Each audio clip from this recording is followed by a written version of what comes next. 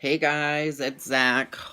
I don't know how well the audio is going to be on this because, like I said, I'm new to this uploading YouTube videos, so I'm only using my phone right now because for whatever reason the webcam on my computer isn't working. It says it can't find it, so I gotta try to fuck with that and see what's going on. Again, this is anything I say in any of my videos is not to be taken as medical knowledge or medical opinion. It's just me shooting the shit on a YouTube video. And then again, if you do not like foul language, please do not watch my videos because I swear a lot. And if you don't like it, don't watch my videos. Okay, so on this video, I am going to change my omnipod site because this little guy right here is running out of insulin. So, first, I open up my nice omnipod case they sent me to put like my PDM and shit in. Bam, bam, ba-bam, bam. Okay, so, alright, gotta take the PDM out. So, you're gonna take the PDM. Never done this backwards before. I gotta try to watch it on my screen. That, confirm. Gonna go to home. Down to more actions. Select, and then change pod. And it says, please confirm to begin the pod change process. This will deactivate your current pod. So, you hit confirm. And it says, please wait. So, it's going to deactivate this guy. I like to hold it kind of close. And it says, pod deactivated. Remove and discard the pod and then press next. This is where it kind of sucks because this adhesive sticks on so well. It's kind of hard sometimes. Oh, this one's a lot easier than my last one. Oh my god, the other one, it hurt so bad to take it off. That's kind of like what it looks like now. Okay. So then, we're going to hit next. And it says, no pod, no active pod. Would you like to activate a pod now? So I'm just going to take my old one and set it over here because I'm always like a little worried that it's going to activate like the wrong pod. Like I don't know if it can actually do that, but so I take this pod and then on here, you're going to hit yes. And then I hold it next together. And then it says, fill a new pod with insulin. After filling pod, listen for 2 beeps, then press next. It says, do not remove needle cap at this time. So the needle cap is this guy right here. So you do not remove it. And I do something that you really probably should not do, but it's really hard for me to waste insulin. And I've only had this guy on for 2 days. I had to change it because I was low on insulin in it. I only put 100 units in.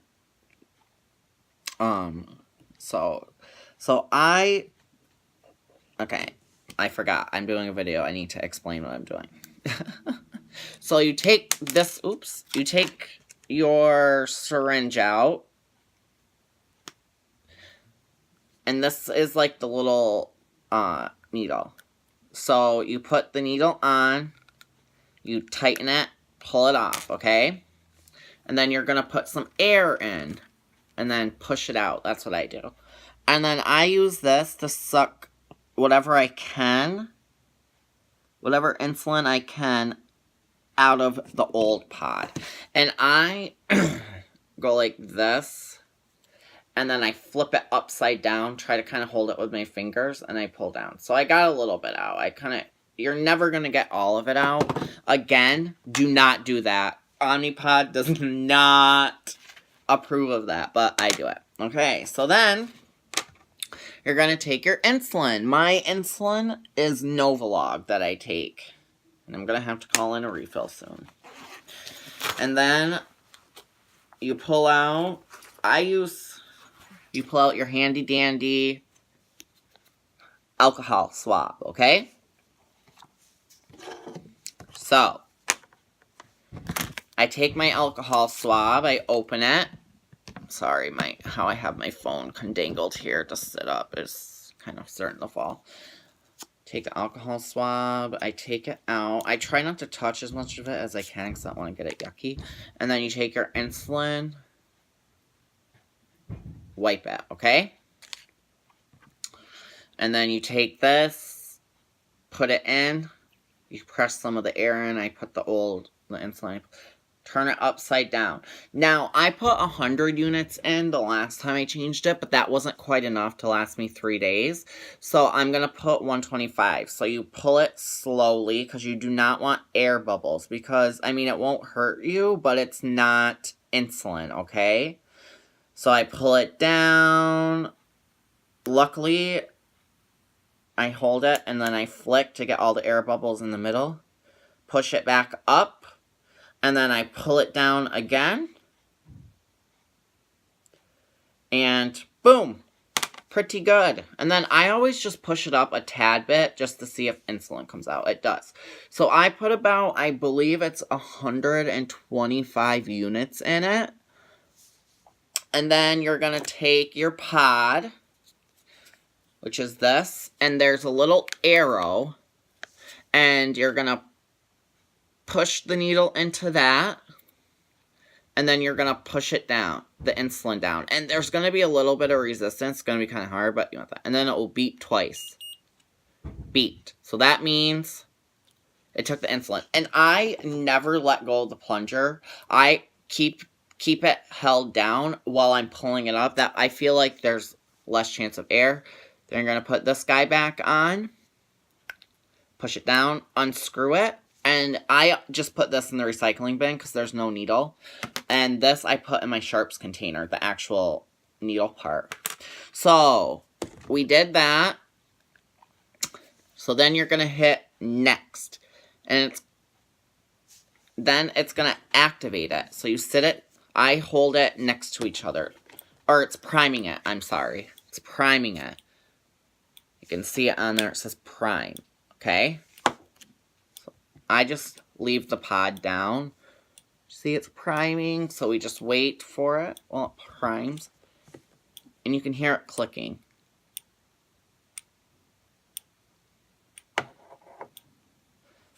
So we'll just wait. It normally takes, I would say, about 15 to 20 seconds for it to prime.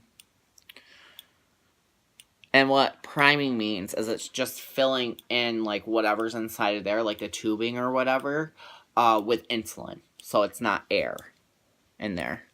And I always put this little guy back because I keep it right in here in my little packet. And I have a couple syringes in there too, just in case I ever need them, you know. Okay. So then it says, prepare infusion site, remove pod's needle cap. If cannula sticks out as shown below, press discard. So what that means is you're going to take this guy and you're just going to pull it off. It does sound like you break it, but you're not. So you're just going to pull up and then you check. There's no cannula sticking out, as you can see, okay? So then it's good. You're going to hit next. So this says, remove pod's adhesive backing. If pod is wet or dirty or adhesive is folded, press discard. If okay, apply to site. Okay? So it looks good. So first I'm going to clean my site off where I'm going to put it next with alcohol.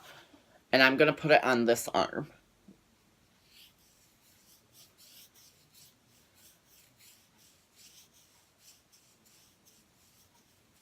I always kind of go a little overboard and just wipe a huge area. Okay. And then you're just going to let it dry. Do not blow on it because that can make it yucky and dirty. Just drinking a little coffee. I do kind of go like this sometimes just to make it go. Okay, and while it's drying, we'll peel off the adhesive. So, boom. And then I always take a little piece of it and put it kind of on the side of my thumb and then I pull that off. And I take it, and we'll make sure, yep, it's dry. So, we're gonna look. Ow. Look. I'm gonna put it right there today. Then when you put it on, push down in the middle, and then you're gonna go around with the sides, just to make sure that the adhesive is on well, okay? And then you're gonna get your handy dandy PDM, hit next. Then it says, press start to insert cannula and begin basal delivery. So, what that means is once you hit start, it's going to start the process of inserting the cannula into your skin, okay? So, what I do is I hit start. You have about 8 seconds, I believe. So, I'm going to hit start, and then I pinch this part of my skin up like this. And I'm going to try to kind of sit a little bit closer so you guys can hear the clicking. Okay, so start. Clicking. It went in. I felt it. And it just says, please wait. Once you feel it go in, you don't have to pinch it. And it says, pod is active. Basal 1 has been programmed. Check infusion site and cannula. Is cannula properly inserted? Yes. I felt it go in. So I'm going to hit yes. Okay, and it's good. And then in about 2 hours, this will beep to remind me to check, my blood sugar to make sure everything's good. So, that is how you change an omnipod insulin set. Pod, I guess these are called. That's how you change a pod.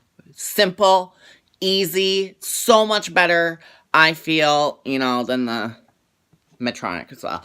But I wanted to show you guys, this is what the cannula is. I know like all you type 1 diabetics out there who are on pumps or whatever, you probably know. But a cannula, for people who don't really know, it's like if you go to the hospital and you have to get hooked up to fluids, it's pretty much what an IV is, okay? They stick you with the needle when you get an IV, and then they pull the needle out. And what's left is this blue plastic tube, okay? And this is what is under our skin. Left under our skin. The needle is not. The needle gets pulled back up into this bad boy, okay? So, the cannula is under the skin, and that's where the insulin comes out if we bolus and when our basal goes. So, that's it for the video today on how to change this bad boy. And another way that I learned from my trainer that you can make sure that the thing is there is this little window, but it's very, very hard to see the cannula. And like when you have it kind of here, you can't really see it. I mean, you can use your phone, flip the camera around the so. But he also said, look, and you can see that it's pink. That, he said, is showing you can kind of see it better on this. Like, it's right there in that little window. It's pink. See if I can focus better. There. See right here? It's pink. So, that means that the needle came back out. That's just another way. So, I'm going to stand up and we'll go and see. That little window is pink. So that's just another way you can kind of just double check. And that's also why in 2 hours it will prompt me to check my blood sugar. Because if there is something, I mean, not everything is perfect, obviously. So if there is something wrong, if I prick my finger in 2 hours and my blood sugar's like 300 or 400, I'm gonna know that maybe this isn't actually giving me my insulin correctly. Maybe the cannula, for whatever reason, got kinked or something's going on. Okay, but a good thing about this guy, too, is if it feels any pressure, my trainer told me this, if it's giving you your bolus or your basal and it feels pressure, like it's trying to push the insulin in, but it feels some pressure pushing back, you're going to get a pod error. Because if that's so, you're not going to get your insulin very well. So that's another good thing about this guy, okay? So, thanks again for watching. I hope you enjoyed watching me change my infusion set.